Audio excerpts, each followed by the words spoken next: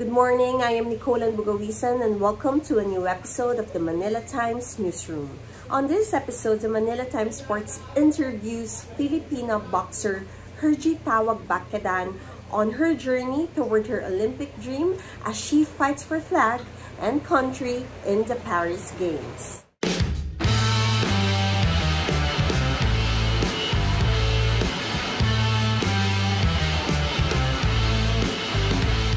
Hergie, preparations mo so far, kamusta yung conditioning from 1 to 10? Ayun. So, syempre, dun tayo sa 10 na talaga. So, ayun, medyo hindi naman sa nag-a-adjust. Parang tuloy-tuloy na may ensayo, maganda yung kondisyon, maganda yung pinapakita kong training ngayon. Natutuwa nga sila coach, natutuwa din ako kasi sabi ko may mga improvement akong alam mo yung natututunan araw-araw. Yun, kaya sobrang preparado na ako dito sa darating na Olympics. Para sa paparating na Olympics, sa tingin mo, kahit first timer ka, maraming sa mga nagko-comment din, maraming nagsasabi na iba daw yung stance mo and then yung planting mo sa feet. Para sa'yo, ano yung magiging advantage mo para sa paparating na Olympics? Sabi ko nga kila Coach Gerson, Coach Ronald na mas trabahuin pa natin kasi sabi ko nga hindi ako ganun kakapulido pa kasi galing pa ako combat din na kickboxing, then nag-transform ulit ako sa boxing. So may mga adjustment pero sabi ko kay Coach Gerson, tulungan niyo ako improve pa yung mga kulang ko kasi sabi ko talaga parang swerte na lang talaga ako nakapasok sa qualifying kasi sobrang ang iksi na lang na preparasyon na ginawa ko noon. So thankful naman ako, hindi ako pinabayaan ni Lord and sa mga prayers na ating mga kababayan din syempre, sa aking mga tribo din. And talagang sabi ko kay Coach Gerson na i-prepare niyo pa ako. Lalo na ngayon, sabi ko nga natapos na yung training na ginawa natin for qualifying. So iba namang step ang gagawin natin dito sa paparating na Olympics. Paano mo nahanap at paano ka nag-excel dito sa boxing and at the same time, paano mo nakapag-decide na dito na talaga ako sa boxing? Wushu talaga ang talagang first love ko sa sports. So okay naman yung mga tao doon. Ako lang yung parang taas lang na expectation ko sa sarili ko kasi ayoko magstay lang dito sa sports or comfort zone ko kasi gusto ko pang mas may marating pa ako. Maghanap pa ako ng iba pang sports na pwede na sa akin, na mas kukup-kup pa sa akin at mas mag-i-improve pa. So nakikita ko na parang sabi ko si boxing may yata parang parang nakikita ko na napipicture ko sa isip ko na parang dito yata ako okay, sabi ko. So yun nga, hindi nga ako nagkamali nang napili. So tamang-tama nung time na yon, nag-swimming kami, nakita ko si Coach Ronald. Sabi ko, Coach, baka kumukuha kayo ng malalaking babae. Katulad ko, sabi niya, babae ka ba? Sabi niya pa sa akin noon. Di kami, sabi ko, ayoko naman, gusto mo, pakita ko pa, parang ganun, katuwaan lang. Natuwa nga siya, sabi ko, sige, pwede ka kasi, parang first time niya lang din nakita nga ng ganito kalaking sabi niya, maganda ka sa malalaking timbang, pasok ka, sabi niya. Kasi, yun nga, actually hindi siya mismo yung naghahawak pa sa babae. So si Coach Boy pa nung time na yon. So recommend kita kay Coach Boy, papasa kita doon pero magantay-antay ka lang yon. Hanggang sa nag-start ako sa boxing 2019. So doon kami nag-train, ang training base namin sa Baguio, sa Kuwisan pa before ako nung nag-start. So ayun, parang nag-compete ako noon pagtaas ng SEA Games 2019. Nag-compete ako noon ASBC din, Asian Champion. Nag-gold ako noon. So first time ko na na-overwhelm talaga and talagang sabi ko, ganito pala yung pakiramdam kasi before sa wushu ko never ko pang nakuha yan gold medal. Dito nakuha ko, sabi ko yung alam mo yung parang tumugtog yung ganyan, tapos parang sobrang proud mo sa sarili mo na ganyan. Kaya sabi ko baka dito nga, and then parang nag-iba na naman yung ng isip ko, umalis ako noon time na yun. Sakto nung time na inaasahan nila ako, papasok sana ako ng Tokyo Olympics. So hindi nangyari yun kasi matigas yung ulo ko parang ang dami ko kasing parang naiisip pa. Ang dami ko pang parang question mark sa isip ko na saan ba talaga ako, parang gano'n. So umalis ako noon, tumambay ako, parang natenga ako siguro ng 2 years, nagtrabaho muna sa labas, tinry kong magtrabaho, baka sakali na maibsan yung lungkot din. Kasi syempre, sabi ko, na umalis ako ng boxing, parang ako na let go yung dream ko na maging Olympian. So, ayun, 2020, na tumawag sa akin si Coach Galido. tumawag siya sa akin noon, sabi niya, oh, ito na, sabi niya, tumawag ako sa'yo kasi nakikita ko na siguro naman napagsisihan, nakapag-isip-isip ka na, baka gusto mong bumalik, ganyan. Pwede kang magbang kunin namin ulit. Pero, hindi sa sinasabi kong kukunin kita na ganito, parang may ganyan. Kasi gusto ko maging consistent ka, mag-focus ka dito, para sa ganon, makuha mo yung pinapangarap mo, sabi niya sa akin. And iwasan mo muna yung mga, mga temptation na yan, yung mga kung ano-ano mang nasa isip mo, sabi niya. And then, hindi ako nagutubili, syempre, na, second chance, sabi ko. Baka ito na yun. Hanggang sa, ang ganda ng ko noon, ng pasok ko ng 2022 kasi, nag-gold din ako noon, nung Thailand Open. So, lahat, namangha, lahat, parang, sino yan? Parang naano sila na, sino yung 75 na, ganito, ganyan. So, yun, pinag-usapan, ganyan. So hanggang sa dumating sa punto na nagpe-prepare kami for Vietnam, hindi natuloy yung laban ko noon. Sobrang haba ng preparation ko noon. 2 months kami nandun sa Thailand. Tapos hindi nangyari, hindi ako lumaban ng Vietnam kasi nga, yung slot na sana kami, dalawa lang yung slot namin sa 75. So hindi talaga natuloy noon. Hanggang sa nag-ASBC ulit ako, nakakuha ko ng bronze. Tapos, ayun na, parang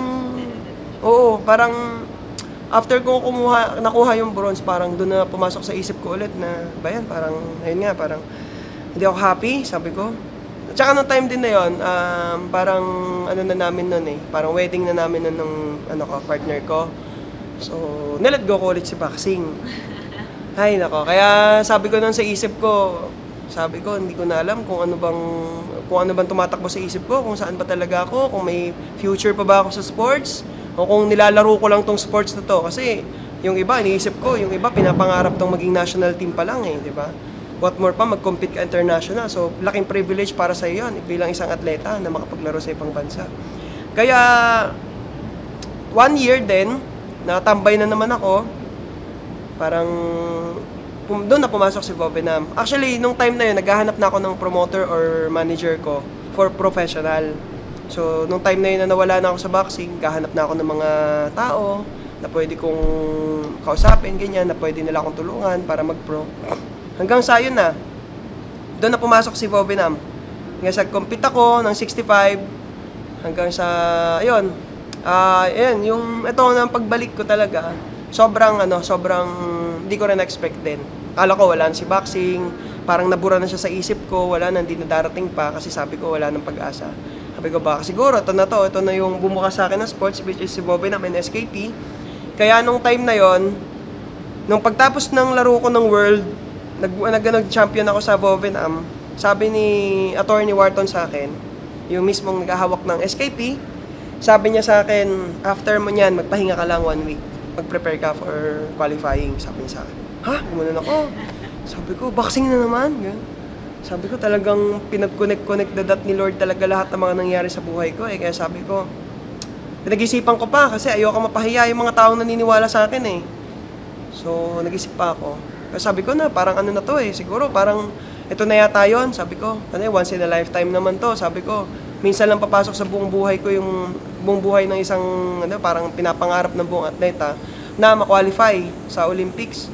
So hanggang sa hindi yata ako nagpahinga noon, parang nag-rest lang ako 1 day, tapos nag-training na ako, pero doon sa bahay, ang pinag-training ako doon sa Montalban kasi fresh air, open, tapos bulubundukin din kasi doon yun sa father ko sa Montalban. So nag-training ako doon. After ng pahinga ko, bumalik na ako sa ABAP noon. Nag-training, ganyan. Tapos parang syempre, parang ninibago ka sa paligid mo kasi parang, sino ka, parang bakit rumekta ka? Yan doon yung ba. Pero sa akin naman, parang syempre, di ba? Kung ako din na nasa national team, parang, bakit mayroong ganito, ganyan. So, sabi ko sa isip ko noon, iba na yung level dito, sabi ko. Kailangan kong tumutok, kailangan kong improve pa, kailangan kong may patunayan, or kailangan kong merong kahit paano alam mo yun, maano sila Attorney Wharton sa akin, mga nagpasok, mga titiwala na bumalik ako dito sa boxing para sa nila, purpose and will ni Lord din siguro kasi yun yung mga ginamit niyang tao para ibalik ulit ako dito sa sa boxing, sa Olympic, talagang dream ko na makapasok talaga. Sa tingin mo, ngayong paparating Olympics, ano yung nagbago sa'yo na sa tingin mo magagamit mo? May more discipline ba? Meron bang more strength? Something na bago sa'yo compared to sa mga previous experiences? dito naman sa pagiging pag-qualify ko nga, well, lahat naman, parang ako din nagulat. Sabi ko, parang andun pa rin yung andun pa rin yung ko sa sarili ko na, Olympian na pala ako. Parang hindi pa rin ako makapaniwala. Kasi ilang buwan lang preparasyon sabi ko. Kaya eto, sabi ko kila coach ko, Coach Ronald, Coach Gerson, na itong mga galaw ko, ayusin nyo talaga kasi sabi ko, meron na akong power Yung problema lang talaga sa akin, hindi ko siya maitama ng timing. So may power naman tayo, yung sa footwork, inaayos pa namin. Basta may mga kulang pa, pero sabi ko kila Coach Ronald, Coach Gerson, na mas trabahuin pa natin kasi ibang level na to sa Olympics. So sabi ko nga, preparado na ako, ganyan. Talagang sabi ko, pagdating natin ng Germany, syempre may training camp pa ako. Doon pa lang parang obserbahan ko na yung mga kalaban, aaralin ko na yung mga galaw nila para pag nagharap-harap kami ng ring, syempre ibang level na yung parang magugulat sila na syempre na partner play nila ako parang hindi ko naman binigay yung best ko sa mga sparring kasi parang aaralin So parang ang mangyayari, makikita nila yung galaw mo. So itong paparating na Olympics, magugulat sila kasi talagang yung nakakasparing nila, yung nakita nilang laban ko sa qualifying, ibang level na yung papasok na Hergy Tawag Bakayadan dito sa papalapit na Olympics. All roads lead to boxing para sa'yo. Gaano mo ini-embrace your destiny? Kasi nga based na sa kwento mo, parang ikaw yung umalayo, pero ang kwento naman sa'yo, lumalapit sa'yo yung pag-boxing ka. Paano mo siya Well, sa akin parang, kasi talagang totally burado na si boxing Nagpo-focus na lang ako sa mga iba pang bagay na open para sa akin. Kumbaga, yun na lang doon na lang ako nakafocus kasi ilang taon na lang din ako. Mag-retired na rin ako, kanyan. Siyempre gusto ko na rin maging malaya. Totally na wala kang iniisip na training ka, umaga, ganyan. Siyempre, sino ba naman din? Siyempre, parang okay na siguro yun, parang ganun. Pero dahil talagang, sabi ko nga, na will ni Lord to, may purpose pa ako, bakit niya ako binalik ulit dito sa boxing. So, gusto niyang meron akong papatunayan pa. Parang doon sa mga taong nagtitiwala sa akin, malaki yung tiwala nila na malay natin, 'di ba? Makuha ko yung gold dito sa paparating na Olympics. Sabi ko nga, pag-iigihan ko pa, ganyan, pagtatrabahuan ko pa, hanggang sa pagbalik ko dito, pagpunta ko ng Olympics, sabi ko, buo na yung loob ko na sasagupain yung mga kalabang ko doon. Nabanggit na ni Carlo at ni Nesty na kayong lima daw, nagtutulungan daw kayo, nagsasabihin kayo na malakas kayo, matapang ka, gano'n. Anong feeling na may kasabay kang tatlong two-time Olympian? And then, paano doon sila nakaka-boost ng confidence and moral? Well, syempre sa akin, bilang isang nasa baba ng level ng boxing, syempre tinitingala namin yung mga Olympian. Kaya yan, number 1, si Nesty, talagang idol ko yan. Sila Carlo, Marshall, sila Irish wala na kasi, nag-retire na rin. So sila yung parang nakikita ako na parang, parang privilege mo na yun, nakakausap ko si Nesty. Una, nahihiya ako kasi syempre andun yung parang, papansinin kaya ako nito, sabi ko baka mamaya, di ba alam mo na, syempre. Kaya nung nilapitan ko, grabe, sobrang babait pala nila, alam mo yung down to earth, humble. Kaya sabi ko, pag naging Olympian ako, gusto ko ganito rin yung maging ugali ko after. Never kong ipapasok sa ulo ko yung, pagiging Olympian. Well, syempre, darating ang panahon na magiging na lang yan. Pero, sabi ko nga, nakatatak na ako. Kaya, yun, nung sabi mo nga, nagtutulungan kami nila Carlo, nila Nesh, sabi ko, parang na-appreciate ko yung mga nila sa akin, mga turo nila, lalo na nung ako na yung huli kasing lumaban noon, nung qualifying. Sabi nila, G, huwag ka mawala ng pag-asa, magtiwala ka sa sarili mo, ibigay mo yung best mo kasi wala na to after, sabi nila. Si Carlo naman, G, galingan mo, ganyan, push mo yung sarili mo pa, galaw, ganyan, relax lang, ganyan.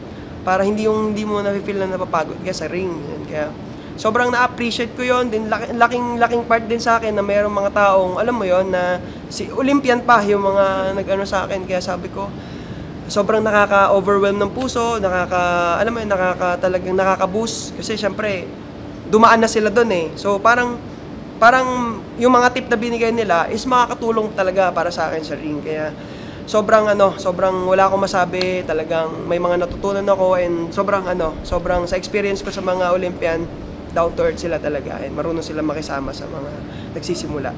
Every time papasok ko, andun yung pag sa laban, di ba? Yun, experience ko talaga, sobrang legit talaga to na nararamdaman ko. Every time lalaban ako, lalo na nung qualifying, kasi sabi ko sa isip ko, walang ni kahit, actually may mga iba naman na talagang glorify nila si Lord talaga. Pero ako talaga, naging sandata ko talaga din yung ni Lord talaga. Kasi sabi ko, siya yung nag-connect the dot para makapunta ako dito. Lahat ng struggle na napagdaanan ko. Talagang alam mo yung dumaan talaga ako, malinis, talagang dumaan ako sa butas ng karayo. Kaya sabi ko, pag tungtong ko ng ring, aalisin ko lahat ng pressure, aalisin ko lahat ng mga iniisip ko, magpo-focus ako sa kalaban ko, and tinataas ko na palagi kay Lord lahat ng mga mangyayaring laban. Sana lang walang maging injury, basta pag tutungtong ko ng ring, yun, lagi kong sabi ko lang, tataas ko lang yung pangalan ni Lord palagi. Sa mga kapwa kong nangangarap na atleta, well, syempre ako, parang kumbaga, ako kayo parang napagdaanan ko din yan. Kumbaga, pag nagsisimula ka talaga sa sports, parang syempre, andun yung parang hahanapin mo yung sarili mo, na napapaisip ka, dito pa talaga ako, ganyan. Pilitin nyo palagi yung sarili nyo. Syempre, kumbaga sa akin, yun yung naging kapalaran ng kapalaran ng buhay ko sa sports. So, ako kasi parang based sa experience ko, mataas expectation ko, lagi kong sinasabi sa sarili ko, mataas mararating ko, lalayo ako, parang sigurado ako niyan, parang 101% talagang makukuha ko kung ano yung tinatrabaho ko. Magsipag lang kayo, yan. Kasi wala namang tawag dito. Lahat naman ng tatrabahuin nyo, lahat naman ng gagawin nyo, may magiging magandang bunga. Kaya sa mga nangangarap na maging athlete, maging national team, makapag-compete international, maging Olympic someday, ganyan, Olympian, tuloy-tuloy nyo lang yung pangarap nyo. Kung talagang nararamdaman nyo na dito kayo, nararamdaman nyo na masaya kayo, happy kayo sa ginagawa nyo, na walang pressure, walang toxic, dito kayo, parang doon, kung saan ang gusto nyo, hindi lang sa sports, trabaho, basta lagi nyo lang isipin, magtiwala kayo sa sarili nyo na kaya nyo lahat lusutan kung ano may pagsubok na pagdadaanan nyo. Ako si Hergie Tawag Bakyadan, ayun, ang aking nilalaroan ay 75 middleweight para sa bayan.